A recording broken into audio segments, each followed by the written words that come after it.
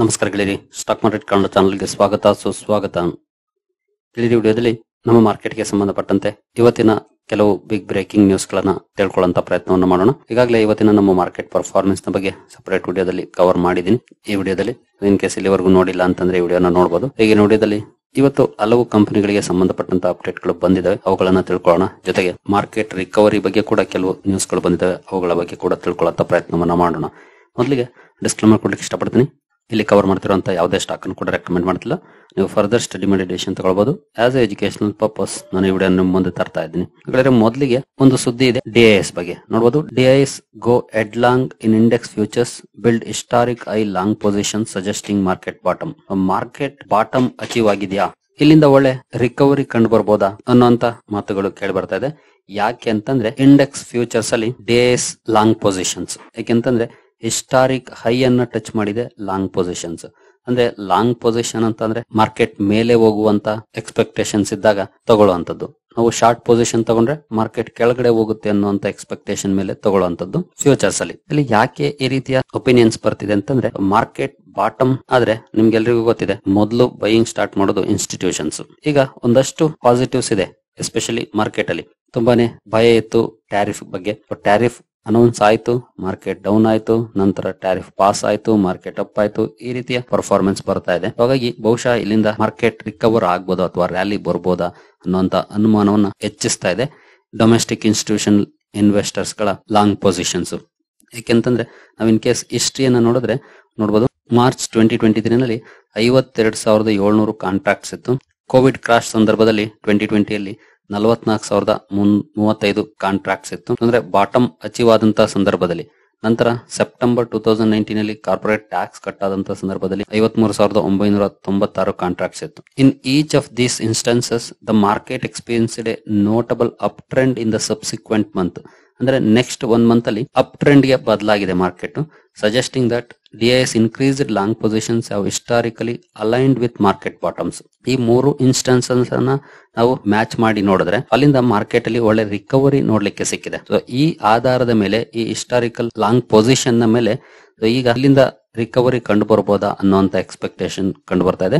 ಯಾಕೆಂತಂದ್ರೆ ನೋಡಬಹುದು 79,153 ಕಾಂಟ್ರಾಕ್ಟ್ಸ್ ಇದೆ ಇಂಡೆಕ್ಸ್ ಫ್ಯೂಚರ್ಸ್ ಅಲ್ಲಿ. ಇದು ಆಲ್ ಟೈಮ್ ಹೈ ಅಂತ ತೋರಿಸ್ತಾ ಇದೆ. ಅಂದ್ರೆ ಲಾಂಗ್ ಪೊಸಿಷನ್ಸ್ ಅನ್ನ ಹಿಂದೆ 52,000, 44,000, 54,000 ಇದ್ದದ್ದು 79,000ಕ್ಕೆ ಜಂಪ್ ಆಗಿದೆ ಅಂತಂದ್ರೆ ಆಲ್ ಟೈಮ್ ಹೈ. ಹಾಗಾಗಿ ಬಹುಶಃ ಇಲ್ಲಿಂದ ರಿಕವರಿ ಕಂಡು ಬರ್ಬೋದಾ ಅನ್ನುವಂತ ಮಾತುಗಳು ಕೇಳಿ ಬರ್ತಾ ಇದೆ ಈ ಕಾರಣದಿಂದ. ಜೊತೆಗೆ ನೋಡಬಹುದು, ಇದು ಏಪ್ರಿಲ್ 8, 2025 ಕಾಂಟ್ರಾಕ್ಟ್ಸ್ ನ ಡೇಟಾ. ಆದ್ರೆ ಹಾಗಂತ ಇದೆ ಫೈನಲ್ ರ್ಯಾಲಿ ಬಂದ್ಬಿಡುತ್ತೆ ಅಂತ ನಾವು ಡಿಸೈಡ್ ಮಾಡಿದ್ರೆ ಖಂಡಿತ ಅದು ತಪ್ಪಾಗುತ್ತೆ. ಯಾಕೆಂತಂದ್ರೆ ಮಾರ್ಕೆಟ್ ಹೀಗೆ ಪರ್ಫಾರ್ಮ್ ಮಾಡುತ್ತೆ ಅಂತ ಯಾರು ಹೇಳಿಕ್ ಆಗೋದಿಲ್ಲ. ಒಂದು ಎಕ್ಸ್ಪೆಕ್ಟೇಷನ್ಸ್ ಅನ್ನ ಇಟ್ಕೊಳ್ಬಹುದು. ಯಾಕೆಂತಂದ್ರೆ ಇಲ್ಲಿ ಇನ್ನೂ ಒಂದು ವೈಸ್ ವರ್ಸ ಪೊಸಿಷನ್ ಇದೆ, ಅದು FIS ಬಿಹೇವಿಯರ್. ಯಾಕೆಂತಂದ್ರೆ DIS ಲಾಂಗ್ ಪೊಸಿಷನ್ ಇಟ್ಕೊಂಡಿದ್ದಾರೆ, ಬಟ್ FIS ಶಾರ್ಟಿಂಗ್ ಅಲ್ಲಿ ಇದ್ದಾರೆ. ನೋಡಬಹುದು, while DIS are exhibiting strong bullish sentiment, FIS have been more cautious, having built short position worth 1.09 lakh contracts as of April 8.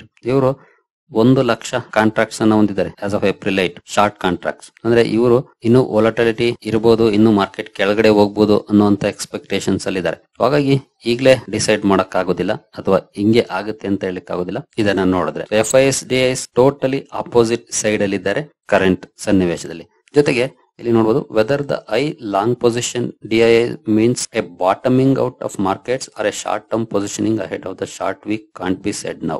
ಮುಂದಿನ ವಾರ just 3 days ಮಾತ್ರ market open ಇರುತ್ತೆ. ಬಹುಶಃ ಆ ಕಾರಣಕ್ಕಾಗಿ ಶಾರ್ಟ್ ಟರ್ಮ್ ಅಲ್ಲಿ ಅವರು ಲಾಂಗ್ ಪೊಸಿಷನ್ ಅನ್ನ ಹೊಂದಿದ್ದಾರ ಅಂತ ಸಾಧ್ಯತೆಗಳನ್ನು ಕೂಡ ತಳ್ಳಿ ಹಾಕೋಕ್ಕಾಗೋದಿಲ್ಲ. But historical data suggest high position buildup is indicative of a market rally from a 1 month perspective. 1 month perspective ಅಲ್ಲಿ ನೋಡಿದಾಗ ಈ ಹಿಸ್ಟಾರಿಕಲ್ ಹೈ ಪೊಸಿಷನ್ ಬಿಲ್ಡಪ್ ಏನಿದೆ, ಇದು ಸ್ವಲ್ಪ ಮಟ್ಟಿಗೆ ಮಾರ್ಕೆಟ್ ಅಲ್ಲಿ ರ್ಯಾಲಿ ಕಂಡು ಬರ್ಬೋದು ಅನ್ನುವಂತ ಚಾನ್ಸಸ್ ಅನ್ನು ಕೂಡ ಕೊಡ್ತಿದೆ. ನೋಡೋಣ, ಇನ್ ಕೇಸ್ ಬಾಟಮ್ ಆಗಿದ್ರೆ ಖಂಡಿತ ಮಾರ್ಕೆಟ್ ಅಲ್ಲಿ ಒಳ್ಳೆ ಪರ್ಫಾರ್ಮೆನ್ಸ್ ನೋಡ್ಲಿಕ್ಕೆ ಸಿಗುತ್ತೆ. ನಾವಂತೂ ಲಾಂಗ್ ಟರ್ಮ್ ಇನ್ವೆಸ್ಟರ್ಸ್, ಒಳ್ಳೆ ಸ್ಟಾಕ್ ಗಳನ್ನ ಲಾಂಗ್ ಟರ್ಮ್ ಗೆ ಹೋಲ್ಡ್ ಮಾಡ್ಲಿಕ್ಕೆ ಪ್ರಿಫರ್ ಮಾಡೋರು. ಹಾಗಾಗಿ ಇವೆಲ್ಲ ಅಷ್ಟೊಂದು ಮ್ಯಾಟರ್ ಆಗೋದಿಲ್ಲ. ಬಟ್ ಇಂಪಾರ್ಟೆಂಟ್ ಆಗಿ ರಿಸಲ್ಟ್ ಸೀಸನ್ ಇರೋದ್ರಿಂದ ರಿಸಲ್ಟ್ಸ್ ಅನ್ನು ಕೂಡ ಚೆಕ್ ಮಾಡ್ಕೊಳ್ಬೇಕು. ಫಂಡಮೆಂಟಲಿ ಸ್ಟ್ರಾಂಗ್ ಇರುವಂತ ಕಡೆ ಹೋಲ್ಡ್ ಮಾಡಬೇಕು ಅಥವಾ ಆಡ್ ಮಾಡುವಂತ ಪ್ರಯತ್ನವನ್ನು ಕೂಡ ಮಾಡಬಹುದು. ಸೊ ನೋಡೋಣ ಯಾವ ರೀತಿ ಇರುತ್ತೆ ನೆಕ್ಸ್ಟ್ 1 ಮಂತ್ ಪರ್ಫಾರ್ಮೆನ್ಸ್ ಅಂತ, ಅಥವಾ 1 ವೀಕ್ ಗೆ ಮಾತ್ರ ಸೀಮಿತನ ಇವರ ಲಾಂಗ್ ಪೊಸಿಷನ್ಸ್ ಅಥವಾ ಕಂಟಿನ್ಯೂ ಆಗುತ್ತಾ, ಅದನ್ನು ಕೂಡ ನೋಡೋಣ ಮುಂದಿನ ದಿನಗಳಲ್ಲಿ. ಇನ್ ಕೇಸ್ ಮಾರ್ಕೆಟ್ ಬಾಟಮ್ ಅನ್ನು ಅಚೀವ್ ಮಾಡಿ ಇಲ್ಲಿಂದ ರಿಕವರಿ ಕಂಡು ಬಂದ್ರೆ ಖಂಡಿತ ಎಲ್ಲರೂ ಕೂಡ ಖುಷಿ ಪಡ್ತಾರೆ, ಅದರಲ್ಲಿ ನಾವು ಇರ್ತೀವಿ. ಇನ್ನು ನೆಕ್ಸ್ಟ್ ಸುದ್ದಿಯ ಕಡೆ ಬರೋದಾದ್ರೆ ಎನ್ಎಸ್ಸಿ ನೋಡಬಹುದು 22 ಕೋಟಿ ಇನ್ವೆಸ್ಟರ್ ಅಕೌಂಟ್ಸ್ ಅನ್ನು ತಲುಪಿದೆ ಎನ್ಎಸ್ಸಿ ನಲ್ಲಿ, ರಿಫ್ಲೆಕ್ಟಿಂಗ್ ಸೋರಿಂಗ್ ರಿಟೇಲ್ ಪಾರ್ಟಿಸಿಪೇಷನ್. ಇತ್ತೀಚೆಗೆ ರಿಟೇಲ್ ಪಾರ್ಟಿಸಿಪೇಷನ್ ತುಂಬಾನೇ ಚೆನ್ನಾಗಿ ಇಂಪ್ರೂವ್ ಆಗ್ತಾ ಇದೆ. ಟೋಟಲ್ 22 ಕೋಟಿ ಅಕೌಂಟ್ಸ್ ಗಳ ಸಂಖ್ಯೆಯನ್ನ ತಲುಪಿದೆ ಎನ್ಎಸ್ಸಿ. ನೋಡಬಹುದು ಅಕ್ಟೋಬರ್ 2024 ಅಲ್ಲಿ 20 ಕೋಟಿ ಮಾರ್ಕ್ ಅನ್ನ ತಲುಪಿತ್ತು. ಅಲ್ಲಿಂದ ಇಲ್ಲಿವರೆಗೂ 2 ಕೋಟಿ ಅಕೌಂಟ್ಸ್ ಆಡ್ ಆಗಿದೆ. ಇಲ್ಲಿ ಖಂಡಿತ ಮಲ್ಟಿಪಲ್ ಅಕೌಂಟ್ಸ್ ಕೂಡ ಇರುತ್ತೆ, ಇಲ್ಲ ಅಂತ ಏನಲ್ಲ. ಇಲ್ಲೇ ನೋಡಬಹುದು while the actual number of unique investors stands at 11.3 crore as of March 2025. March 2025 11.3 ಕೋಟಿ ಯೂನಿಕ್ ಇನ್ವೆಸ್ಟರ್ಸ್ ಇದೆ. 2-3 ಅಕೌಂಟ್ ಇರೋದನ್ನ ಬಿಟ್ಟು ನೋಡಿದ್ರು ಕೂಡ 11.3 ಕೋಟಿ ಯೂನಿಕ್ ಇನ್ವೆಸ್ಟರ್ಸ್ ಇದೆ. ಖಂಡಿತ ಅದು ಕೂಡ ಒಳ್ಳೆ ಸುದ್ದಿ ಅಂತಾನೆ ಹೇಳ್ಬೋದು. ಇನ್ನು ಸ್ಟೇಟ್ ವೈಸ್ ಡೇಟಾ ಕೂಡ ನೋಡಬಹುದು. ಮಹಾರಾಷ್ಟ್ರ ಟಾಪ್ ಅಲ್ಲಿ ಇದೆ 3.8 crore, Uttar Pradesh 2.4 crore, Gujarat 1.9 crore, Rajasthan, west Bengal around 1.3 crores ಇದೆ. 10 ಸ್ಟೇಟ್ಸ್ 75% ಇನ್ವೆಸ್ಟರ್ಸ್ ಅಕೌಂಟ್ಸ್ ಅನ್ನು ಹೊಂದಿದೆ. ನಮ್ಮ ಕರ್ನಾಟಕದ ನಂಬರ್ಸ್ ಇಲ್ಲಿ ಮೆನ್ಷನ್ ಆಗಿಲ್ಲ, ಒಂದ್ಸಲ ಬೇಕಿದ್ರೆ ಎನ್ಎಸ್ಸಿ ನಲ್ಲಿ ಹೋಗಿ ಚೆಕ್ ಮಾಡ್ಕೊಳ್ಬಹುದು. ಇನ್ನು ಬೇರೆ ಸುದ್ದಿಗಳ ಕಡೆ ಬರೋದಾದ್ರೆ ಬಜೇಲ್ ಪ್ರಾಜೆಕ್ಟ್ಸ್ ಇವತ್ತು ಸುದ್ದಿಯಲ್ಲಿತ್ತು, ಜೊತೆಗೆ ಒಳ್ಳೆ ಪರ್ಫಾರ್ಮೆನ್ಸ್ ಕೂಡ ನೋಡ್ಲಿಕ್ಕೆ ಸಿಕ್ತು. ಅದಕ್ಕೆ ಕಾರಣ ನೋಡಬಹುದು, Bajel projects gains on securing ultra mega orders in power transmission sector. Power transmission sector ಅಲ್ಲಿ ಕಂಪನಿಗೆ ಅಲ್ಟ್ರಾ ಮೆಗಾ ಆರ್ಡರ್ ಸಿಕ್ಕಿದೆ. ಈ ಸುದ್ದಿ ಬಂದ ಮೇಲೆ ಸ್ಟಾಕ್ ಅಲ್ಲಿ ಒಳ್ಳೆ ಪರ್ಫಾರ್ಮೆನ್ಸ್ ಕೂಡ ಇವತ್ತು ನೋಡ್ಲಿಕ್ಕೆ ಸಿಕ್ಕಿದೆ. ನಂತರ ಟಾಟಾ ಕನ್ಸಲ್ಟೆನ್ಸಿ ಸರ್ವಿಸಸ್ ಇವತ್ತು ಸುದ್ದಿಯಲ್ಲಿತ್ತು, ಸ್ವಲ್ಪ ಫ್ಲಾಟಿಶ್ ಪರ್ಫಾರ್ಮೆನ್ಸ್ ಸ್ಟಾಕ್ ಅಲ್ಲಿ ನೋಡ್ಲಿಕ್ಕೆ ಸಿಕ್ಕಿದೆ. ಡೌನ್ ಫಾಲ್ ಏನಿಲ್ಲ, ನೋಡಬಹುದು 0.26% ಡೌನ್ ಅಲ್ಲಿ ಕ್ಲೋಸಿಂಗ್ ಕಂಡು ಬಂದಿದೆ. ಫ್ಲಾಟಿಶ್ ಪರ್ಫಾರ್ಮೆನ್ಸ್ ಇವತ್ತು ಟಿಸಿಎಸ್ ಅಲ್ಲಿ ನೋಡ್ಲಿಕ್ಕೆ ಸಿಕ್ಕಿದೆ. ರಿಸಲ್ಟ್ ಗೆ ರಿಯಾಕ್ಷನ್ ಏನಂತ ದೊಡ್ಡ ಮಟ್ಟದ ನೆಗೆಟಿವ್ ಇಲ್ಲ, ಬಟ್ ಆಕ್ಚುಲಿ ಇವತ್ತು ಸೆಂಟಿಮೆಂಟ್ ಚೆನ್ನಾಗಿತ್ತು, ಹಾಗಾಗಿ ಕೂಡ ದೊಡ್ಡ ಮಟ್ಟದ ಡೌನ್ ಫಾಲ್ ಬಂದಿಲ್ಲದೆ ಇರಬಹುದು. ನೋಡೋಣ ನೆಕ್ಸ್ಟ್ ವೀಕ್ ಅಲ್ಲಿ ಯಾವ ರೀತಿ ಪರ್ಫಾರ್ಮೆನ್ಸ್ ಬರುತ್ತೆ ಅಂತ. ಇನ್ನು HAL ಕೂಡ ಇವತ್ತು ಸುದ್ದಿ ಮಾಡ್ತು. ನೋಡಬಹುದು HAL share rises 2% as Motilal Oswal initiates coverage with ₹5,100 target price. Motilal Oswal ಅವರು ಬೈ ರೇಟಿಂಗ್ ಅನ್ನ ಕೊಟ್ಟಿದ್ದಾರೆ, 5,100 ಟಾರ್ಗೆಟ್ ಅನ್ನ ಕೊಡ್ತಿದ್ದಾರೆ HAL ಗೆ. ಈ ಒಂದು ಸುದ್ದಿಯ ಕಾರಣಕ್ಕಾಗಿ ಸ್ಟಾಕ್ ಫೋಕಸ್ ಅಲ್ಲಿ ಇತ್ತು. ಡಿಸೆಂಟ್ ಪರ್ಫಾರ್ಮೆನ್ಸ್ ಕೂಡ ಇವತ್ತು ಸ್ಟಾಕ್ ಅಲ್ಲಿ ನೋಡ್ಲಿಕ್ಕೆ ಸಿಕ್ಕಿದೆ. ನಂತರ ಮುತ್ತೂಟ್ ಫೈನಾನ್ಸ್ ಅಲ್ಲಿ ಡೌನ್ ಫಾಲ್ ಇದೆ. ಆಕ್ಚುಲಿ ಮೊನ್ನೆನೆ ಒಂದು ಸುದ್ದಿಯನ್ನ ಕವರ್ ಮಾಡಿದ್ದೆ ನಾನು. RBI ಗೋಲ್ಡ್ ಲೋನ್ ರೂಲ್ಸ್ ಅನ್ನ ಟೈಟ್ನಿಂಗ್ ಮಾಡುವಂತ ಅನೌನ್ಸ್ಮೆಂಟ್ ಬಂದಿತ್ತು, ಆಗ್ಲೂ ಕೂಡ ಡೌನ್ ಫಾಲ್ ಇತ್ತು. ನೋಡಬಹುದು 2 ಡೇ ಟ್ರೇಡಿಂಗ್ ಸೆಷನ್ ಅಲ್ಲಿ 14% ಡೌನ್ ಆಗಿದೆ ಮುತ್ತೂಟ್ ಫೈನಾನ್ಸ್. ಕಾರಣ RBI tightening gold loan rules. ನೋಡೋಣ ಇನ್ನು ಮುಂದುವರೆದು ಏನೆಲ್ಲ ಅಪ್ಡೇಟ್ ಗಳು ಬರ್ತವೆ ಅಂತ. ಇನ್ನು ಸುಜ್ಲೋನ್ ಎನರ್ಜಿಗೆ ಸಂಬಂಧಪಟ್ಟಂತೆ ಬಂದಿರುವಂತಹ ಸುದ್ದಿ ಸ್ವಲ್ಪ ಕೇರ್ಫುಲ್ ಆಗಿರ್ಬೇಕಾಗಿರುವಂತಹ ಸುದ್ದಿ ಅಂತ ಹೇಳುವುದು.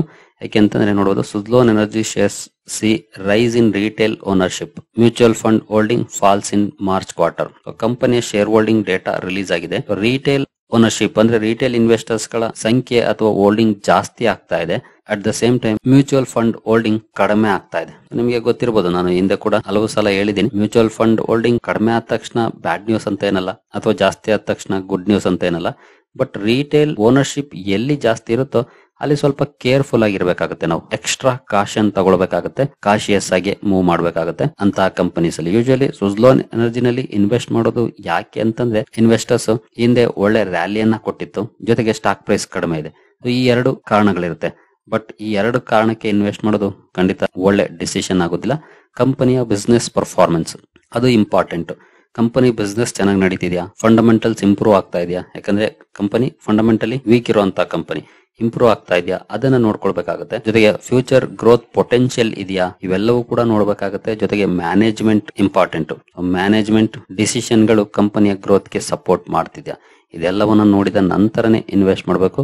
ಹಿಂದೆ ನಾನು ಹಲವು ಸಲ ಹೇಳಿದೀನಿ, ಇನ್ ಕೇಸ್ ರಿಸ್ಕ್ ತಗೊಳ್ತೀರಿ ಅಂತಂದ್ರೆ ಕಡಿಮೆ ಪ್ರಮಾಣದ ರಿಸ್ಕ್ ಅನ್ನ ತಗೊಳ್ಳಿ ಇಂತಹ ಕಂಪನೀಸ್ ಅಲ್ಲಿ ಇನ್ವೆಸ್ಟ್ ಮಾಡುವಾಗ ಅಂತ. ಅದೇ ರೀತಿ ನಾವು ಡಿಸಿಷನ್ ತಗೊಳ್ಬೇಕಾಗುತ್ತೆ. ನಾವು ಶೇರ್ ಹೋಲ್ಡಿಂಗ್ ಪ್ಯಾಟರ್ನ್ ಗೆ ಬಂದ್ರೆ ನೋಡಬಹುದು FIS 23.03 ಇದೆ.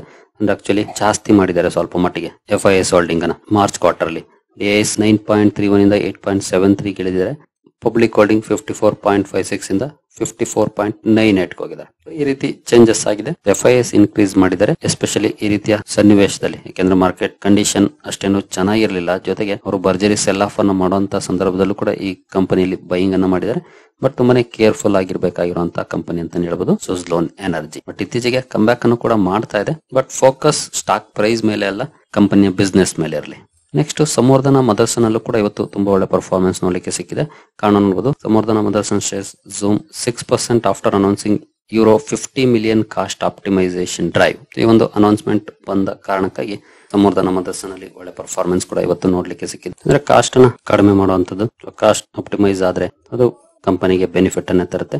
ಈ ಒಂದು ಕಾರಣಕ್ಕಾಗಿ ಸ್ಟಾಕ್ ಅಲ್ಲೂ ಕೂಡ ಒಳ್ಳೆ ಪರ್ಫಾರ್ಮೆನ್ಸ್ ಇವತ್ತು ನೋಡ್ಲಿಕ್ಕೆ ಸಿಕ್ಕಿದೆ. ಇನ್ನು ಸನ್ ಫಾರ್ಮಾದಲ್ಲೂ ಕೂಡ ಒಳ್ಳೆ ಪರ್ಫಾರ್ಮೆನ್ಸ್ ಸಿಕ್ಕಿದೆ. ಅಲ್ಲಿ ನೋಡಬಹುದು US court lifts launch restrictions on auto immune drug. ಕಂಪನಿಯ ಆಟೋ ಇಮ್ಯೂನ್ ಡ್ರಗ್ ಏನಿದೆ ಇದಕ್ಕೆ ರಿಸ್ಟ್ರಿಕ್ಷನ್ಸ್ ಇತ್ತು, ಆ ರಿಸ್ಟ್ರಿಕ್ಷನ್ಸ್ ಅನ್ನ US ಕೋರ್ಟ್ ತೆಗೆದಿದೆ.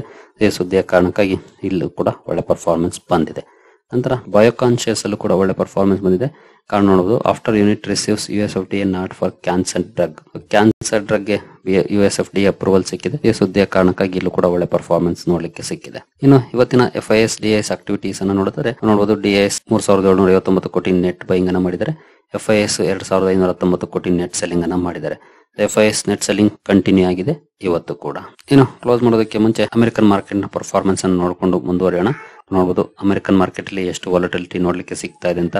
ಕ್ಯಾಪ್ ಡೌನ್ ಅಲ್ಲಿ ಓಪನ್ ಆಗಿದೆ, ನಂತರ ಕೂಡ ಡೌನ್ ಆಗಿದೆ, ನಂತರ ಒಂದು ಸ್ಪೈಕ್ ಕಂಡು ಬಂದಿದೆ, ಮತ್ತೆ ಹೈ ಇಂದ ಡೌನ್ ಆಗಿ ಮತ್ತೆ ಒಂದು ಸ್ವಲ್ಪ ಬೌನ್ಸ್ ಮಾಡುವಂತ ಲಕ್ಷಣವನ್ನ ತೋರಿಸ್ತಾ ಇದೆ.